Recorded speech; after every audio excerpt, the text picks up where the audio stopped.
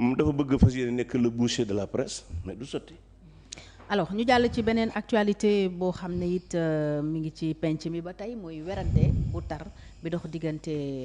le ministre de l'éducation nationale Moustapha Guirassy ak député bi di Guy Marius Sagna. Coow li jóge ci ay question yu Guy Marius Sagna posé laaj ndax ministre bi dafa jënd tapis iranien à 1 million ndax dafa changer bureau à 2 millions ndax itam dafa changer matériel de petit déjeuner maanaam yu ñuy ndekkee kaas ak kudd ak ya ñuy àndal à 650 000 francs CFA Moustapha Guirassy tontu na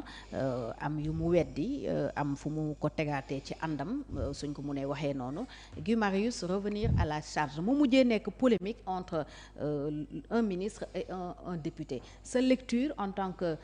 ku côtoyé état nekkoon député à l'Assemblée nationale taxawaayu Guy Marius Sagna ak réplique Moustapha Guirassy. bi ma liiree li Guy Marius bind ak tontu bi Moustapha Guirassy tontu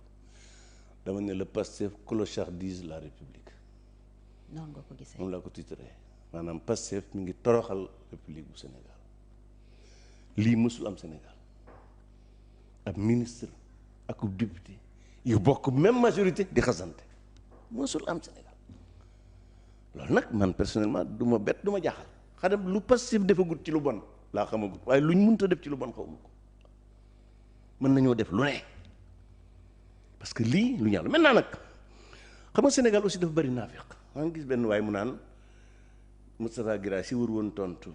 Guy Marius Sagna Facebook parce que bii bindewu ko ci Facebook kooku waxu dëgg xanaa daal demul ci page bu Facebook bu Guy Marius Sagna ko posté ci page am. moo ko jege fi mu bind ne avant de quitter le Sénégal pour l'Inde j'ai adressé 8 questions écrites au gouvernement du premier ministre Ousmane Sonko moo ko bind déjà texte loolu li mu lu gàtt li rek c'est un scandale. Il dit avant de quitter le Sénégal pour l'Inde j'ai adressé 8 questions écrites au gouvernement du premier ministre Ousmane Sonko gouvernement député du waxee nii député buy wax danaan au gouvernement yem ca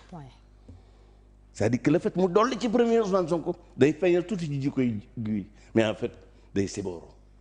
ku muy sibooru Ousmane Sonko député du waxee nii da nga naan ci parce que les questions écrites sont posées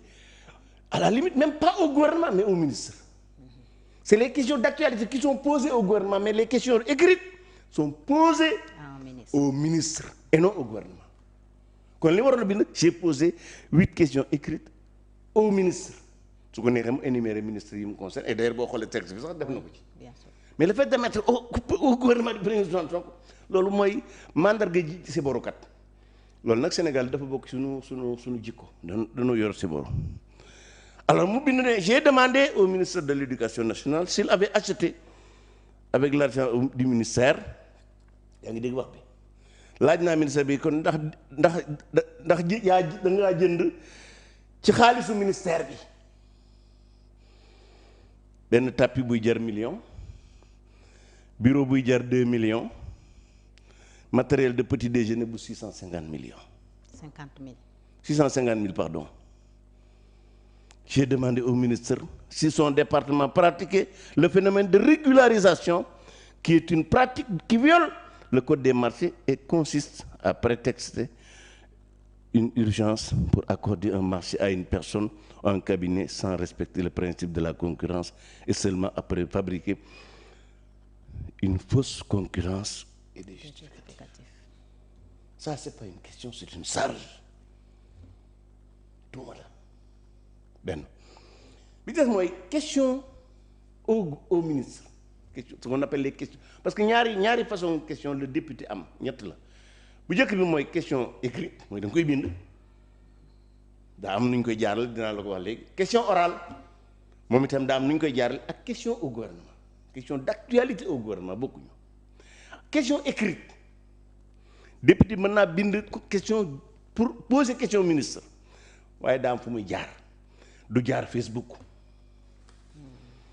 lan la règlement intérieur wax parce que man lu may wax lu ne rek dama koy jéem a jaar la ci xam-xam man dama waxee bànneex parce que waxee bànneex dafa baaxut mun assemblée règlement bay wax de mu ne les députés peuvent poser aux membres du gouvernement waxut au gouvernement de. aux membres mooy ministre yi. des questions écrites am nañ ministère dañoo war a tontu question écrite boo ko bindee président assemblée nationale nga koy jox président assemblée nationale moo koy yëgal président de la République wala gouvernement bi quand on parle ici gouvernement c'est le ministre chargé des institutions moom la ñuy jox lettre bi moom moo ko jox ministère bi mu concerné. ministre chargé des relations avec les institutions. moom mooy jël moom la ñuy jox lettre bi moom mu jox ko ministère bi mu concerné. D'accord. Ministère boobu est obligé de répondre su répondre ministère des institutions moo koy jox assemblée nationale mu jox réponse bi député bi. kon maanaam mën nañoo def question écrite lijjanti ko ba mu sotti te askan bi duñ ko yëg. wala dañu war a forcément informer. non. ok c'est-à-dire que parce que assemblée dafa am li ñuy wax journal des débats xam nga journal assemblée dafa am journal boobu boo xam ne dañ koy publier bu dee réponse bu ñëwee non seulement dañ koy génne ci journal bi des débats bi mais dañ koy afficher ci biir assemblée bi. Bon, d'habitude ce que les gens font bu la neexee mën nga ko jël nga ñu mu multiplier autant de députés yi yónnee leen ko dugal seen casier yi li question d'écrit wër sa def mooy ki ko bind bala ko war a jox président assemblée nationale mais moom waru ko génne page Facebook am waru ko jox benn organe de presse. kon loolu c'est illégal. c'est illégal kon Guy moo def lu mu war sa def bi ci des mooy Guy il est membre d'un parti politique il est membre d'un groupe parlementaire mais manifestement boo xoolee ni muy doxale ak siiwam moo ko gën a intéressé parce que boo xoolee fii mu ngi wax ne j'ai quitté le Sénégal pour le j'ai adressé d'abord Inde bi kan moo ko invité est-ce que assemblée dafa demal wala boppam parce que gouvernement benn ci gouvernement xam nga Inde c'est une fédération ñi ko invité kan lañ invité le député Guy Marius Sagna lañ invité moom ci jëm boppam wala assemblée moo ko désigné pour mu dem fa parce que gouvernement bu